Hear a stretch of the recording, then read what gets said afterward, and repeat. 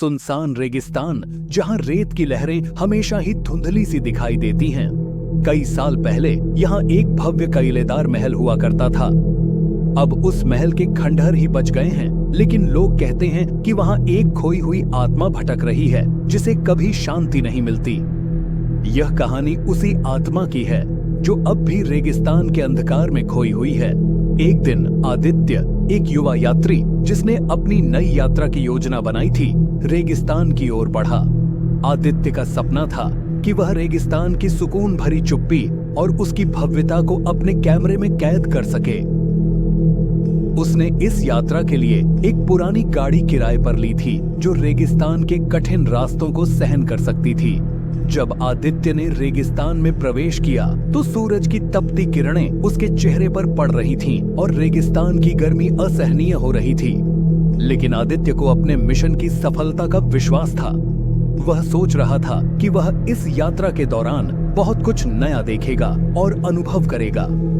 आदित्य ने कुछ घंटे की यात्रा के बाद अपनी गाड़ी को एक छोटी सी रेत की पहाड़ी पर रोका और कैमरा सेट किया। जैसे ही उसने कैमरा सेट किया, उसे अचानक एक अजीब सी आवाज सुनाई देने लगी। यह आवाज एक महिला की कराह जैसी थी जो दूर से आती हुई सुनाई दे रही थी। आदित्य ने आवाज की ओर बढ़ने का निर्णय लिया और गाड़ी छोड़ दी। वह रेत में पैर डालते हुए आवाज की दिशा में बढ़ने लगा। अंधेरे और चुप्पी के बीच उसकी आंखें एक पुराना महल देखने लगीं। महल पूरी तरह से खंडहर में बदल चुका था, लेकिन उसकी भव्यता अब भी महसूस की जा सकती थी। आदित्य ने महल में घुसने का निश्चय किया। महल के अंदर घुसते ही आदित्य ने देखा कि दीवारें पुरानी चित्रकारी से ढकी हुई थीं और फर्श पर चूड़ियां और टूटे हुए बर्तन बिखरे पड़े थे। वातावरण में एक अजीब सी ठंडक और खामोशी थी। जैसे ही उसने महल की ओर कदम बढ़ाया, उसे एक धुंधली आकृति दिखाई दी। आकृति एक महिला की थी जो बहुत ही दयनीय लग रही थी। उसकी आंखें भर आई थीं और उसने कहा, मुझे यहां से निकाल दो, मैं हमेशा के लिए खो गई हूं। आदित्य ने घबराहट के बावजूद आत्मा से पूछा, तुम कौन हो? यहां क्यों फंसी हो? आत्मा ने कांपती आवाज में बताया कि वह एक राजकुमारी थी जो कई साल पहले इस महल में अपने परिवार के साथ निवास कर रही थी। एक रात महल पर एक भयंकर हमला हुआ और उसके परिवार को मार दिया गया। राजकुमारी खुद भी मारी गई, लेकिन उसकी आत्मा इस महल में फंसी रह गई। उसने अपनी मृत्यु के बाद भी शांति नहीं पाई और अब वह अपनी मृत्यु की रात की वापसी के लिए भटक रही थी। राजकुमारी ने बताया कि उसके परिवार की आत्माएं भी इस महल में भटक रही हैं, लेकिन उनकी आत्माओं को शांति नहीं मिल रही। उसकी आत्मा ने आदित्य से प्रार्थना की कि वह उसे और उसके परिवार की आत्माओं को शांति दिलाने में मदद करे। आदित्य ने राजकुमारी की आत्मा की मदद करने का वादा किया और महल के खंडहरों में एक पूजा स्थल तैयार करने का निश्चय किया। लेकिन जैसे ही उसने पूजा की तैयारी शुरू की, उसे अचानक महल के एक कोने से एक गहरी खौफनाक आवाज सुनाई दी।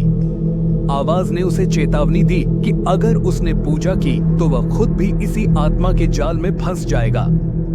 आदित्य की धड़कनें तेज हो गईं, लेकिन उसने फिर भी पूजा करने का निश्चय किया।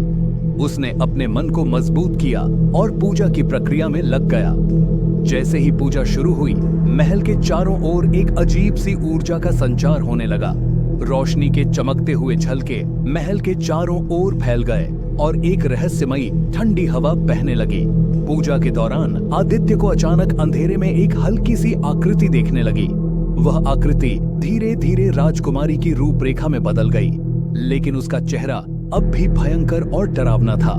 उसने आदित्य को कहा, तुम्हें मेरी आत्मा को मुक्त करने के लिए और अधिक बलिदान करना होगा। आदित्य ने महसूस किया कि यह एक अंतिम परीक्षा थी।